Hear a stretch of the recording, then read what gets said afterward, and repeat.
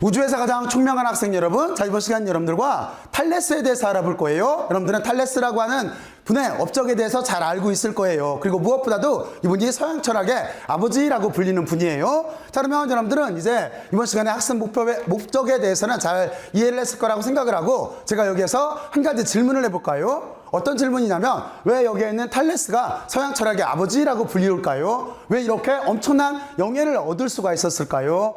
자, 그거는 아주 간단해요. 여기에서 중요한 질문을 했죠. 그 질문이 뭐예요? 여러분들도 잘 알고 있는 질문이에요. 바로 뭐냐면, 만물의 근원은 무엇일까라고 하는 이 질문 한 번으로, 이거로 이분은 서양 철학의 아버지, 다시 말해서 모든 과학과 또는 철학의 이렇게 시조가 됐던 분이에요. 자 그러면 그게 도대체 왜, 무엇 때문에 이렇게 중요할까 하는 거에 대해서 생각을 해보는 게 이번 시간의 학습 목표예요. 자 그러면 여러분들은 잘 이해를 했을 거라고 생각을 하고, 이제 우리는 잠깐 앞쪽으로 잠깐 이렇게 넘어가서 우리가 배웠던 내용에 대해서 간략하게 그 의의만 살펴보고 넘어가죠. 우리는 지금 어떤 분들에 대한 역사를 추적을 하고 있는 중인 거냐면, 여기에 있는 밀레토스 학파의 자연 철학자들에 대해서 생각을 하고 있는 중이에요. 왜 이분들의 사고가 그렇게 중요하냐면 바로 이 내용 때문에 그래요.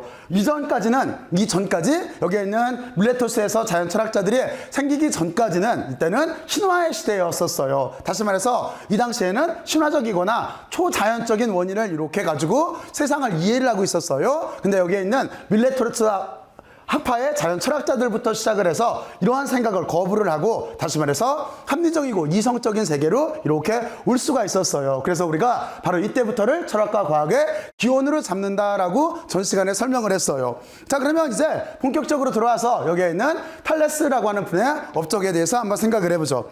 자 그러면 좀 전에 말했듯이 여러분들한테 먼저 얘기를 해주고 싶은 게, 이분은 서양 철학의 아버지고 그 아버지가 된 이유는 만물의 근원은 무엇일까라고 하는 거였었어요. 다시 말해서 만물을 구성을 하고 있는 근본 물질, 이거를 아르케라고 한다고 했잖아요. 이 아르케가 무엇일까라고 하는 질문을 던지고 거기에 대해서 답변을 했어요. 뭐라고 답변을 했을까요? 맞아요, 물이라고 답변을 했어요. 여러분들이 지금 들어보면 만물의 근원이 물이야? 좀 이상하네 할 거예요. 여러분들 틀림없이 현대 과학을 알고 있을 테니까 그렇잖아요. 하지만 이 질문과 이 대답 자체가 정말로 서양 철학 역사 또는 그리고 우리 지구의 인류의 역사를 완전히 바꿔놔요. 왜 그렇게 중요했을까요? 여러분들은 그 점에 대해서 한번 생각을 해봐야 돼요. 자 그럼 제가 여기서 다시 질문 두 개를 던질까요? 첫 번째, 만물의 근원은 무엇일까? 라는 질문과 그의 물이라고 하는 이 대답이 왜 그렇게 중요했을까요? 그리고 또 한 가지, 여러분들은 지금 만물의 근원을 뭐라고 생각을 하고 있어요? 무엇이라고 생각하고 있어요? 이 두 개에 대해서 여러분들이 먼저 한번 생각들을 한번 해보세요. 여러분들 나름대로 한번 생각들을 해보세요. 해봤어요? 자 그러면 먼저 우리가 여기에 밀레토스 지방에서 서양 철학이 뿌리를 내리고 발전할 수 있었던 역사와 배경에 대해서 잠깐 살펴봐야 돼요. 전 시간도 여러분들과 같이 철학적인 배경에 대해서 잠깐 살펴봤어요. 철학이란 무엇인가 라고 하는 주제를 가지고 잠깐 살펴봤어요. 이번에는 여기에서 밀레토스 요 지방에서, 밀레토스가 지금 여기 보면은 여기가 에게라고 설명을 했었잖아요. 에게에서 바로 여기가 밀레토스예요. 지금 여기는 터키 지역이에요. 이 아래쪽에 이집트가 있어요. 그리고 여기가 그리스 지역이에요. 그리고 여기가 에게예요. 바로 여기에서 이렇게 출발을 했던 거예요. 근데 먼저 여러분들은 여기에서 이제 지역적인 특성과 그리고 생활과 그리고 또 하나 경제적인 환경에 대해서 한번 생각을 해봐야 돼요. 왜냐면 어떤 사유가 발전한다라고 하는 거는 이런 게 전체가 조화가 돼야, 또 하나 그게 적절하게 배치가 돼야만 이게 발전할 수가 있어요. 자 그래서 먼저 여러분들은 여기에서 여기 철학이 발달할 수 있었던 배경에 대해서 잠깐 살펴볼게요. 물론 여기는 지금 고대 그리스예요. 바로 여기서 보게 되면은 밀레토스라고 하는 데는 여기 있고, 그리고 여러분들이 잘 알고 있는 지역인 스파르타 여기 있고, 여기가 아테네예요. 아테네가 이렇게 있고, 그리고 여러분들은 지금 여기서 이렇게 봤을 때 또 마케도니아가 여기 있어요. 그럼 대강 어디쯤인지를 알 거예요. 자 그랬을 때 여기가 일단은 지금 여러분들이 보면 알겠지만 여기에서는 그리스 주변에, 그렇죠? 그리스 주변에 여기에서 해양 도시들이 발달했다라고 전 시간에 얘기를 했었어요. 그래서 여기 보면은 지역적인 특성 중에 해양 도시가 발달을 했어요. 해양 도시가 발달을 하게 되면 어떻게 되겠어요? 서로 교역 자체가 활발해지겠죠? 그러면 교육이 활발해지면 어떻게 되겠어요? 그러면 틀림없이 생활도 변화가 있을 거예요. 많은 사람들이 왕래를 하고 이러다 보면은 그쪽에 사는 사람들은 당연히 이렇게 자유분방한 사고를 가질 수밖에 없었을 거예요. 그렇죠? 그러면 사람들의 행동야식에 자유분방해지면 어떻게 되겠어요? 거기서 나온 사상도 자유로운 사상이 많이 이렇게 활기를 쳤을 거예요. 그렇잖아요? 그래서 여러분들은 먼저 해양도시이기 때문에 교육이 발달을 했고, 그리고 생활 문화가 자유분방을 했고, 그리고 또 하나 자유로운 사상에 발달할 수 있었다라고 하는 먼저 이렇게 배경을 알아야 돼요. 그리고 또 하나가 경제 문제도 상당히 중요해요. 경제 문제에서는 여기가 해양도시 국가고 많은 사람들이 교육을 하다 보니까 당연히 여기가 경제적으로 여유가 있었을 거예요. 무슨 뜻이냐면 부유했다는 뜻이에요. 그리고 또 하나 이 당시에는 뭐 지금은 그러면 안 되겠지만 이 당시에는 또 하나 노예제도가 있었어요. 노예제도가 있었기 때문에 생활적인 여유가 있는 귀족들은 자기가 노동에 직접 투여되는 게 아니기 때문에 그때 어떻게 할 수가 있었겠어요? 맞아요. 그 시간적인 여유를 바탕으로 해서 생각할 수가 있었던 거예요. 자, 그러면 먼저 여러분들은 이렇게 시대적인 배경을 먼저 이해를 하고, 그리고 나서 여기서 그 전까지 사람들은 어떻게 생각을 했었었냐면 이 당시에는 다 신화나 여기 보면은 초자연적 현상이 이렇게 지배를 하고 있던 상황이었었어요. 여러분들이 잘 알고 있듯이 그리스에는 신화가 많아요. 다시 말해서 신화에 대한 이해가 많다는 거는 신들도 많다는 거예요. 여러분들이 잘 알고 있듯이 뭐 제우스나 또는 포세이돈이나 또는 뭐 하데스나 또는 비너스나 뭐 아프로디테죠. 바로 이런 식으로 신들이 엄청나게 많았어요. 그렇죠? 아폴론이나 뭐 등등등 해서. 자, 그런데 바로 이렇게 자연적인 현상에서 사람들이 잘 이해를 못하는 것들은 바로 이게 신들에 의해서 이루어졌다라고 이 당시 사람들은 이렇게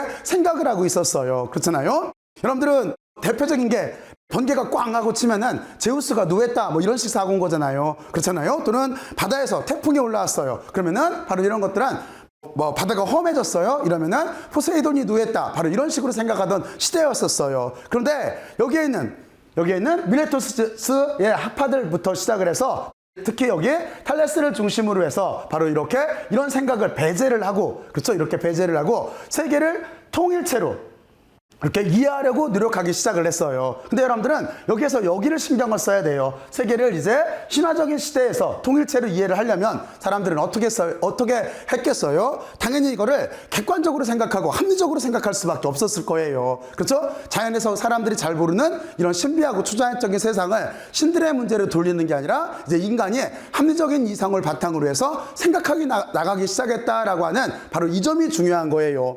근데 여러분들은 생각해, 그러면은 여기에 있는 밀레토스에 있는 사람들만, 여기에 있던 학자들만 그렇게 생각을 했을까요? 그렇지가 않아요. 이 당시에 보면은 이집트에서도 여기가 메소포타미아 지역이기 때문에 이집트 같은 데에서도 문명이 발달하고 있었어요. 이집트에서도 여러분들이 잘 알고 있겠지만 피라미드를 만들 줄 있고, 또 하나 거기에서 나일강이 범람하기 때문에 기하학도 발달을 했었어요. 그리고 또 하나 나일강이 범람하는 이유를 별자리에서 이렇게 찾아서 시리우스라고 하는 별이 뜨면은 나일강이 범람한다라고 하는 것도 알았고, 그리고 또 하나 달력도 만들어서 써야 되기 때문에 그쪽에서도 기하학이나 수학이나 천문학 같은 것들이 많이 발전을 하고 있었어요.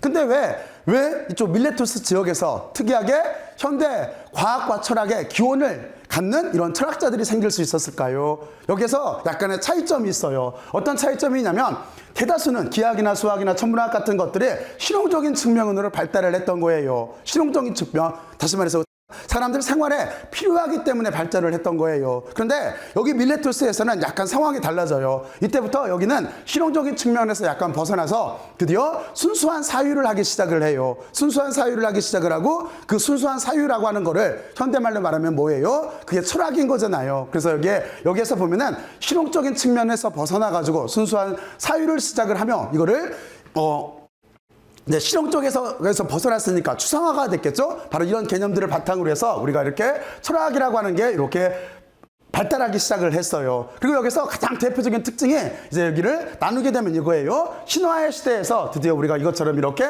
합리적인 이성의 시대로 오게 된 거예요. 그렇죠? 그래서 여기 보면은 여기 신화의 세상이라고 하는 걸 미토스라고 해요. 그리고 합리적인 이성을 로고스라고 해요. 그래서 미토스에서 로고스 시대로 이렇게 드디어 오기 시작을 했어요. 그럼 여러분들도 이제 슬슬 적응이 되기 시작을 할 거예요. 왜? 우리는 이쪽에서 살고 있으니까. 그렇죠? 우리는 여기 반을 나눠서, 물론 여기 실용적인 학문도 상당히 중요해요. 하지만 우리는 지금 신화의 세상에는 살고 있지가 않고, 우리는 지금 과학을 바탕으로 한 합리적인 세상에 살고 있잖아요. 이성을 바탕으로 하고. 자, 그러면 여러분들은 여기까지 이제 철학적인 배경이 발달할 수 있었던 고대 그리스의 조건에 대해서 생각을 해봤어요. 그리고 여러분들은 이 부분에 대해서 꼭 한번 생각들을 한번 해봐요. 자, 그러면 여러분들은 여기까지 잘 이해를 했을 거라고 생각을 하고, 이제 우리가 탈레스에 대해서 좀 더 한번 이렇게 생각을 해보죠.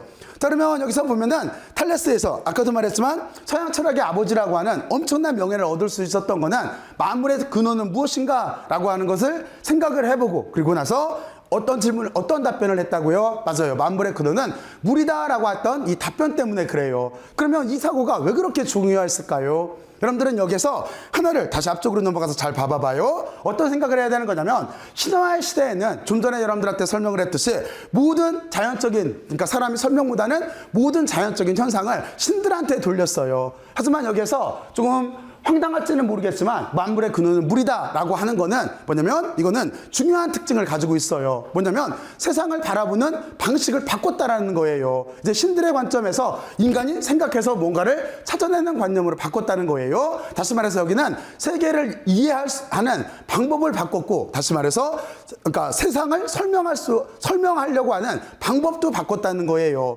그렇죠? 신한테 모든 걸 떠넘기는 게 아니라 인간이 자연을 관찰을 하고 분석을 해서 이렇게 설명하려고 노력을 했다라고 하는 그 점에서 상당히 중요해요. 그리고 여기 보면은 물이라고 하는 거, 그러니까 뭐 근본을 마르케라고 하는 거고, 여기에 물이라고 하는 거는 실제는 여기 보면은 현대 철학에서 말하는 환원주의적 사고예요. 그러면 환원주의라고 하는 건 뭐냐면 다음과 같은 거예요. 환원주의라고 하는 거는 철학에서 복잡하고 높은 단계의 사상이나 개념을 이거를 세분화하여 명확하게 이렇게 정의할 수 있다라고 주장하는 견해를 말하는 거예요. 그러면 이거를 우리가 탈레스의 요 입장으로 전개를 시키면 이렇게 되겠죠. 그전까지 사람들은, 탈레스 전의 사람들은 어떻게 생각을 했냐면, 우리가 자연을 말할 때 변화무쌍하다, 삼라만상이다 이런 말들을 많이 쓰잖아요. 그러니까 자연이 이해할 수가 없으니까 엄청나게 복잡해 보였던 거예요. 근데 여기는 탈레스가 주장했던 거는 뭐냐면, 그렇지가 않고 이거를 단순하고 변하지 않는 거로 표현할 수 있다라고 주장을 한 거예요. 그리고 그 주장을 물이라고 했던 거예요. 바로 이렇게 우리가 이해를 하면 되는 거예요. 그러니까 여러분들은 다시 한번 말하지만 여기에 있는 이 관념이 왜 그렇게 중요하냐면, 이 당시에 내려오던 신화의 세상, 미토스의 세상에서 물이라고 하는 이것도 답변이 맞고 틀리고가 중요한 게 아니라 설명하는 방법을 바꾼 거예요. 바로 이게 중요한 거예요. 어떻게 바꿨어요? 어쨌든지 간에 답이 맞든 틀리든지 간에 이성적으로 합리적으로 생각해서 답변을 하려고 했다는 거예요. 다시 말해서 로고스의 세상으로 완전히 사람이 생각하는 세상을 바라보는 관점을 완전히 바꿔놨어요. 이렇기 때문에 여기에는 탈레스가, 아리스토텔레스도 말을 했듯이 탈레스가 최초의 철학자요, 그리고 또 하나 과학자, 다시 말해서 철학의 아버지다라고 하는 이 지위에 올라선 거예요. 여러분들은 바로 이 점에 대해서 명료하게 잘 이해를 해봐야 돼요. 자, 그러면 지금까지 제가 얘기한 거에 대해서 여러분들이 다시 한번 생각들을 한번 해보세요. 여러분들은 세상의 근원은 무엇인가? 라고 하는 질문을 해보고 물이라는 답변을 했던 탈레스에 대해서 한번 상상을 해보고, 이게 그 시대적 배경을 이해를 한 다음에 이 질문과 답변이 왜 이렇게 중요했나 하는 거에 대해서 여러분들은 분명하게 인지를 하고 있어야 돼요. 자, 그러면 지금부터 다시 한번 여러분들 나름대로 한번 생각들을 한번 해보세요. 해봤어요? 그러면 이 질문이 정말로 중요하고 이 답변이 정말로 중요한 것 같아요. 다시 말해서 서양 철학의 아버지다, 또는 여기에 있는 것처럼 최초의 철학자요, 최초의 과학자다라고 하는 이 칭호를 받을만 해요.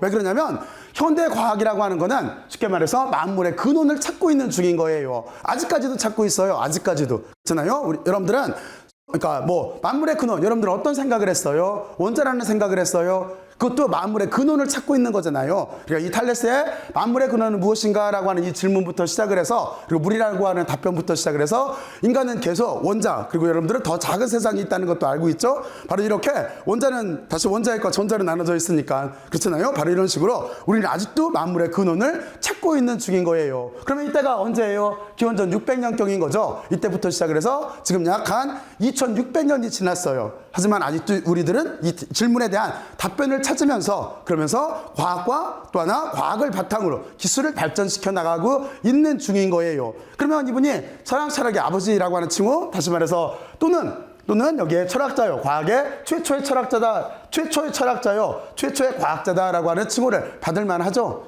그렇죠? 참 위대한 질문과 위대한 답변이었었어요. 자, 그러면 여기 탈레스는 그냥 여러분들이 여기를 생각하는 동안 하나의 예를 들어주면 또 하나 일화가 있어요. 어떤 일화가 있냐면, 탈레스가 친구하고 내기를 했대요. 어떤 얘기를 했냐면, 탈레스가 그러니까 친구가 돈을 많은 부유한 사람을 부러워하니까 탈레스가 야 그럼 너도 가서 돈을 벌어라 이렇게 말을 했나 봐요. 그러니까 친구가 아니 돈이 함부로 벌리니 이렇게 말을 하니까 나는 돈을 많이 벌 수 있다 고 했대요. 그래가지고 내기가 벌어졌어요. 근데 여러분들도 이 유라를 들으면서 한번 잘 생각을 해봐요. 그래서 탈레스가 나중에 친구가 이제 먼 여행을 떠났다 돌아와서 보니 탈레스가 정말로 큰 부자가 돼 있더래요. 그래서 여기를 어떻게 해서 도대체 부자가 됐나 하는 걸 물어봤더니 바로 이거예요. 이제 탈레스가 살던 여기 밀레토스라고 하는 지방에서 중요했던 농작물 중에 하나가 올리브가 있었어요. 여러분들도 올리브 알죠? 기름 짜는 올리브. 그래가지고 탈레스가 이제 돈을 벌기 위해서 어떤 걸 관찰을 했냐면 올리브가 어떤 때는 흉작이 되고 어떤 때는 풍작이 될 거잖아요. 바로 그래서 이 주기를 잘 관찰을 해요. 흉작이 될 때와 풍작이 될 때 주기를 관찰을 해요. 그래서 나중에 어떻게 하냐면 흉작이 들었을 때 탈레스가 올리브 기름 짜는 기계를 다 사요. 올리브를 산 게 아니라 올리브 기름을 짜는 기계를 다 자기가 사들여요. 근데 탈레스는 뭐를 알고 있어요? 풍작이 될 때 흉작과 풍작의 주기를 알고 있었기 때문에 어느 정도 시간이 지나면 풍작이 된다라고 하는 걸 알고 있었잖아요. 바로 그래서 기계를 사들이고 기다리고 있다가 나중에 올리브가 엄청나게 풍작이 됐어요. 근데 이번에 사람들은 어떻게 됐겠어요? 맞아요. 올리브 기름을 짤 기계가 없는 거예요. 바로 그래서 탈레스가 이거를 팔거나 또는 임대를 해줘서 많은 돈을 벌었다라고 하는 일화가 있어요. 근데 여러분들은 이 일화를 보고도 하나를 생각을 해봐야 돼요. 왜냐면 여기에서도 제가 조금 전에 말했듯이 바로 세상을 이해를 하는 방법을 바꿨다고 했잖아요. 여기도 그런 문제가 있어요. 왜냐면 다른 사람들은 흉작이나 풍작이나 이런 것들을 신의 뜻으로 알았어요. 신의 뜻으로 알았는데 탈레스는 주기를 관찰했던 거예요. 다시 말해서 자연 현상을 관찰했던 거예요. 그렇죠? 여러분들 어떤 제가 지금 말할 때 논지가 무엇인지 이해를 했죠? 다시 말해서 탈레스는 세상을 바라보는 방식을 바꿨던 사람이에요. 그렇죠? 자, 그러면 여러분들은 이렇게 그리고 또 하나 이거를 설명할 수 있는 방법도 바꿨어요. 자, 그러면 여러분들은 이제 탈레스의 일화를 통해서 다시 탈레스가 왜 그렇게 중요한 사람인가, 중요한 사고를 했나 하는 거에 대해서 잘 이해를 했을 거예요. 자, 그리고 그 밑에 보면은 실제는 이건 부연 설명이에요. 여기 탈레스가 물이라고 했던 거는 여기 영향을 받았다는 거예요. 이집트와 메소포타미아에 있던 창조 신화의 영향을 받았다라고 하는 거고, 그리고 탈레스는 물이라고 생각했던 이유가 뭐냐면은 물이라고 하는 게 여러분들도 잘 알 거예요. 이렇게 상온에서는 액체로 존재를 하잖아요. 그런데 이게 추워지면 고체가 돼요. 그리고 이 물을 끓이면 어떻게 돼요? 기체를 바뀌죠. 그러니까 탈레스는 어떻게 생각을 했냐면 이게 고체, 액체, 기체로 이렇게 존재를 할 수가 있기 때문에 아무래도 만물의 근원은 물일 거다라고 이렇게 결론을 내렸다고 해요. 자, 그리고 또 하나 여기 보면은 땅도 물 위에 떠 있는 원반 모양이라고 이렇게 주장을 해요. 자, 그러니까 이때부터 뭐예요? 드디어 이제 세상을, 다시 말해서 세상을 이해를 하고 이제 우주를 이해를 하려고 이렇게 노력을 했다는 거예요. 그렇잖아요? 그래서 여러분들은 여기서 정리를 해보면은 의의가 이거예요. 인류 역사상으로 볼 때 탈레스가 이루겠던 가장 커다란 공헌이라고 하는 거는 그가 처음으로 근본 물질과 변화에 대해서 이렇게 관심을 보였다라고 하는 거예요. 자, 그러면 여러분들은 이렇게까지 이렇게 정리를 하나 해놓고, 자, 그리고 이제 여기에서 몇 가지 세부적인 업적에 대해서만 잠깐 살펴보죠. 그러면 이제 여기 탈레스의 주요 업적과 의미가 있는데, 여기는 여러분들이 생각을 했을 때 현대 과학하고는 조금 달라요. 하지만 몇 번 얘기하지만 이제 우리는 미토스의 세상에서, 다시 말해서 신화의 세상에서 여기 탈레스를 중심으로 해서 이제 합리적인 이성의 세상, 로고스의 세상으로 가는 중인 거예요. 그 관점으로 바라봐야 돼요. 그래서 먼저 여기 탈레스의 업적을 몇 가지만 정리를 해보면, 좀 전에 말했듯이 우주는 물로부터 이렇게 발산이 되었고 살아있는 유기체로 이렇게 봤어요. 그리고 또 하나 여기 수학에도 관심이 많았어요. 그러니까 탈레스가 이집트를 여행을 하면서 그림자를 이용해서 피라미드의 높이를 쟀다라고 하는 것도 이렇게 기록에 남아 있어요. 그렇죠? 자, 그러면 여러분들은 그 얘기 들어봤죠? 이집트를 여행할 때 탈레스가 그림자를 이용해서 피라미드의 높이를 쟀다. 이거는 뭐냐면 수학이나 기하학을 잘 알고 있었다는 거잖아요. 그리고 또 하나 이때 이집트를 여행하면서 천문학 같은 거에 대한 지식 같은 것들도 많이 배워요. 그러니까 여러분들도 조그만 세상에서 벗어나서 많은 여행을 하면서 견문을 넓히기를 바라요. 자, 그러면 여기 원주율도 이렇게 계산을 해서 알고 있었고, 그리고 또 하나 여기 보면은 지진, 이게 땅이 물 위에 떠 있으면서 흔들릴 때 발생하는 현상이다라고 이렇게 설명을 했어요. 근데 여기 물 위에 떠 있으면서 물만 빼면은 떠 있으면서 흔들릴 때 발생을 한다라고 하는 거는 지금 생각하고 상당히 유사하죠. 단지 지금 지각은 어디에 떠 있어요? 물 위에 떠 있는 게 아니라 멘틀 위에 떠 있죠. 그렇죠? 바로 그렇게 여러분들이 이해를 하면 될 거예요. 근데 이런 것들을 추정해서 알 수 있었다라고 하는 것들이 참 그러니까 상당히 지적 능력이 있었던 분이에요. 그렇잖아요. 그러면 그 당시에 과학적인 지식을 바탕으로 봤을 때, 그렇잖아요. 자, 그리고 또 하나, 여기 보면은 최초로 전기 발생 실험을 이렇게 수행했다라고 되어 있는데, 최초로 정전기를 발견했다고 했는데, 이런 문제들은 현대에도 중요해요. 왜 중요할까요?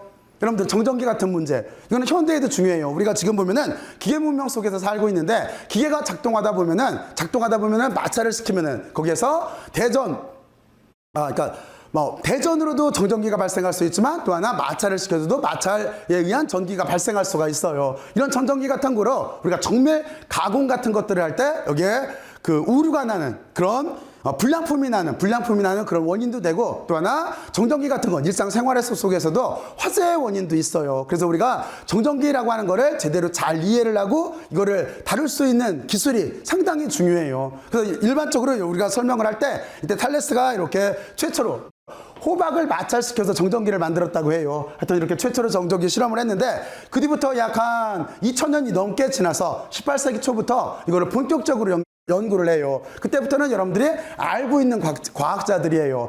가장 먼저 정량적으로 연구를 했던 분은 우리가 쿨롱의 법칙으로 알고 있는 쿨롱이에요. 쿨롱이 정전기 문제를 뉴턴의 만유인력 법칙과 비교를 해서 생각을 해봤을 때, 똑같이 뉴턴의 만유인력 법칙은 거대한 세상, 그렇죠? 태양별 은하 우주니까 거대한 세상, 그리고 정전기라고 하는 거는 눈에 보이지 않는 미시적 세상, 한쪽은 거시적 세상, 한쪽은 미시적 세상인데 묘하게 법칙의 형태가 비슷해요. 왜냐면 힘이라고 하는 게 거리의 제곱의 반비례라고, 그리고 또 하나 만유인력일 때는 질량의 곱에 비례하죠. 그런데 우리가 쿨롱의 법칙일 때 작은 세상에서는 전하량의 곱에 비례하게 돼 있어요. 바로 이렇게 정전기 문제를 전기 문제로 이제 폭넓게 이해하기 시작을 해요. 그리고 그 뒤에는 여러분들이 잘 알고 있겠지만 패러데이하고 맥스웰이 나타나서 드디어 전기와 자기를 통합을 해요. 그러면서 우리한테 여러 가지 문명 혜택을 줘요. 대표적인 게 여러분들이 지금 스마트폰으로 날라오는 이런 전자기파 같은 것도 실제는 전기와 자기 현상인 거예요. 그렇죠? 자, 그리고 우리가 지금 쓰고 있는 전기와 자기를 바탕으로 해서 우리는 또 하나 전기 문명을 누리고 있어요. 이 전기 문명이 없었다라고 한다면, 그러면은 쉽게 말해서 지금 냉장고도 없었고 TV도 없고 컴퓨터도 없겠죠. 바로 이런 식으로 우리가 정전기 문제부터 시작을 해서 여기 탈레스의 요 일부터 시작을 해서 우리가 전기 문제, 그리고 또 하나 자기 문제를 이해를 하고, 그리고 현대 문명의 상당히 큰 주축을 이렇게 만들어내게 돼 있어요. 자, 그러면 여러분들은 여기까지 잘 이해를 했을 거라고 생각을 하고, 그리고 또 하나 달의 운동을 관찰을 해서 일식을 585년도에 예측을 했다라고 하는 게 있어요. 물론 기원 전이에요. 그러면 지금부터 보면은 한 600년경 전인 거죠. 바로 이때 일식은 뭐냐면 달이 태양을 가려서 낮에 어두워지는 현상, 이거를 관찰을 해서 이거를 예측을 했다라고 하는 게 이렇게 기록에 있어요.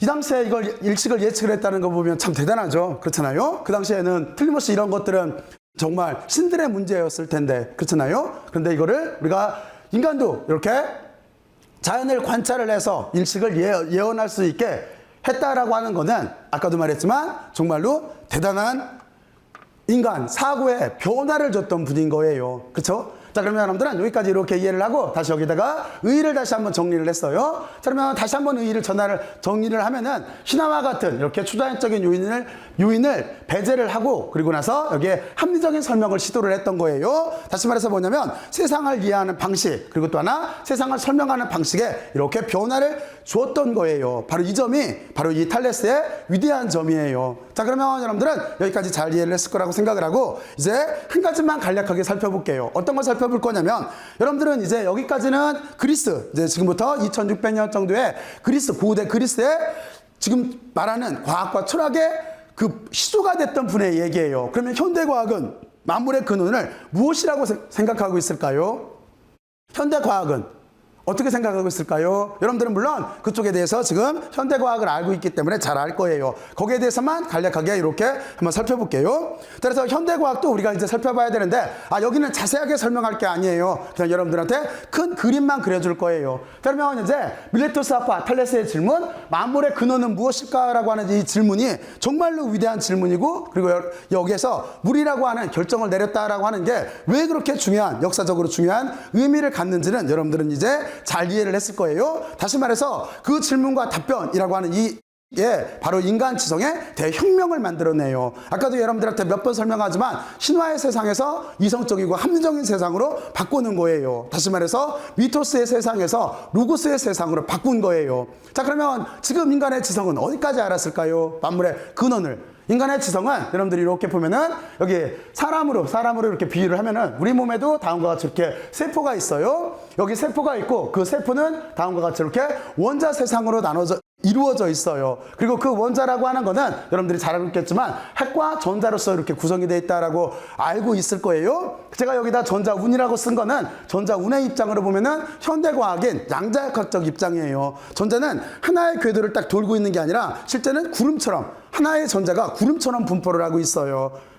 이게 어떤 뜻인지 잘 이해가 안 가도 지금은 이렇게 그냥 들어두면 돼요. 그러니까 핵과 전자로 돼 있어요. 그리고 여러분들은 그 전자는 실제는 불확정성 원리 때문에 다음과 같이 이렇게 전자운으로 이렇게 이 그림처럼 분포를 해요. 근데 우리가 핵이라고 하는 걸 들여다보면 여기 핵이라고 하는 걸 들여다보면은 다시 여기에 양성자와 중성자로 돼 있어요. 그래서 여기 보면은 지금 보면은 양성자와 중성자로 이렇게 있는 이건 이미지예요. 이미지예요. 이렇게 구성이 돼 있어요. 근데 다시 그 안을 들여다보게 되면은 양성자를 들여다보게 되면은 여기 플루톤이 양성자예요. 양성자를 들여다보게 되면은 이거를 우리가 쿼크라고 해요. 쿼크. 그래서 거기에는 세 개의 쿼크로 연결되어 있어요. 그래서 양성자는 업, 다운이라고 하는 쿼크로 되어 있고, 그리고 이쪽에서 말했던 중성자라고 하는 거는 업, 다운이라고 하는 쿼크로 구성되어 있다라고 하는 것까지 우리는 지금 알고 있어요. 자, 그래서 우리는 점점 이렇게 우리를 구성하고 있거나 또는 우리를 구성하고 있는 우주의 근본 물질을 아직까지도 찾고 있어요. 그리고 이쪽은 뭐냐면 여기는 소립자 물리학이라고 하는 건데 여기에서 근본 물질을 다음과 같이 이렇게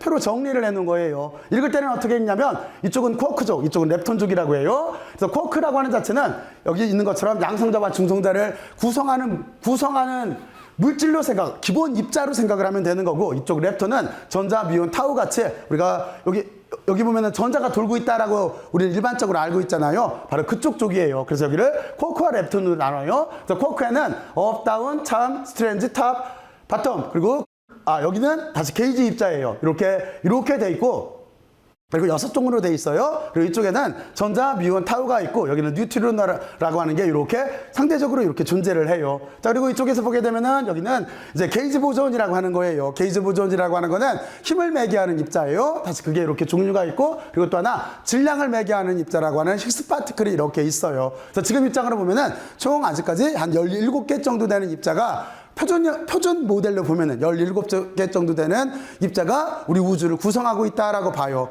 하지만 정말로 이럴까요? 이거는 아직 몰라요. 그래서 아직 근본적인 물질이나 이런 것들을 더 찾고 있는 중인 거예요.